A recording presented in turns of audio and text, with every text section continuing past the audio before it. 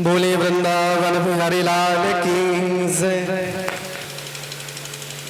तो भगवान पूतना के पहले विष को पीते हैं, फिर दूध को पीते हैं, फिर भगवान कृपा करके उसके जन्म जन्मांतर कल्प कल्पांतर युग युगांतर के संचित पाप ताप संताप दुष्प्रभाव दुष्प्रारब्धों को भगवान पी गए। उसके बाद भगवान लोकेशना वित्तेषणा पुत्तेषणा को पी गए। उसके बाद भगवान काम क्रोध लोभ मोह मोह मद मात्सर्यता को पी गए। उसके बाद भगवान शब्द स्पर्श रूप रसगंध आदि को पी गए। 24 तत्वों से शरीर बना है।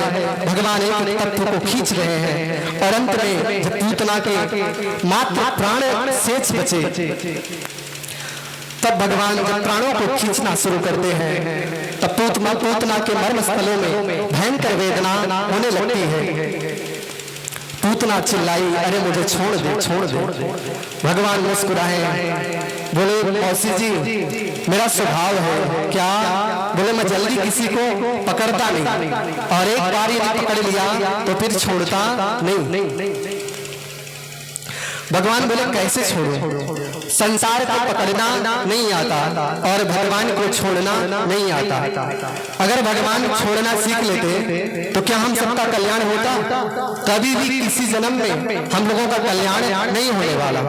भगवान किसी न किसी रूप में पकड़ ही लेते हैं। भगवान बोले मौसी जी हमारा सिद्धांत है, पहले तो हम जल्दी किसी को पकड़ते नहीं और एक बार ये पकड़ लिया तो फिर कभी छोड़ता नहीं। अब हमने आपको पकड़ लिया। पूतना चिल्लाई, सामुन चमुन चाल में प्रभाषणे निष्पिड्यमाना खिलजीव मरमड़ी।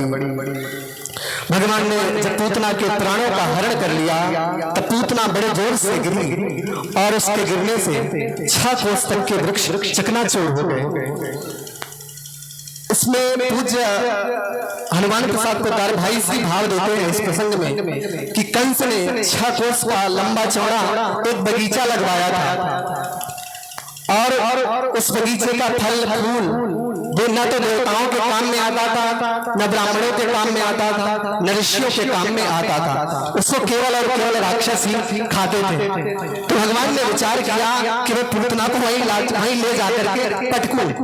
तो भगवान ने पूतना को वहीं ले जाकर गिराया और कंस का जो बगीचा था वो चकनाचूर हो गया। पतमानोपि तद्देहस्तिगभ्युत्तरद्रुमान् चूर्णयामास राजेन्द्र महदास्यद्भुतम्। महाराज पूतना के गिरने से सारे वृक्ष चूर्ण चूर्ण हो गए। 6 कोस का मतलब आप लोग समझते हैं?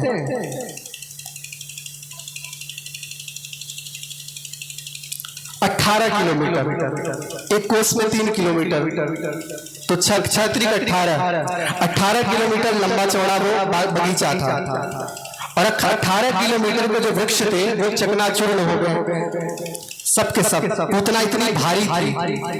अब महाराज पूतना के गिरने से जोर की आवाज आई। ग्वाल वालों ने यशोदा मैया ने जाकर देखा तो मरी हुई पूतना पड़ी है और भगवान उसके वक्षस्थल पर क्रीड़ा कर रहे हैं।